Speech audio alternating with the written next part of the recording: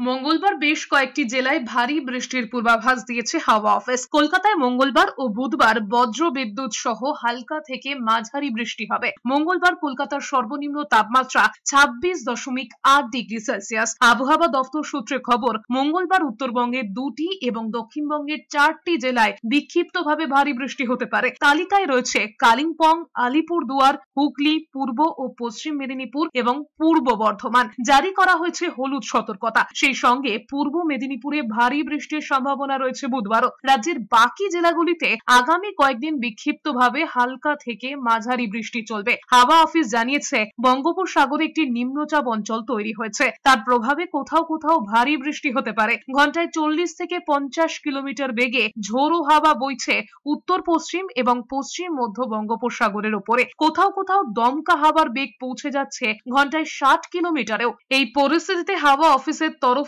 উত্তর পশ্চিম বঙ্গোপসাগর সংলগ্ন এলাকার মৎস্যজীবীদের 25 তারিখ পর্যন্ত গভীর সমুদ্রে যেতে নিষেধ করা হয়েছে।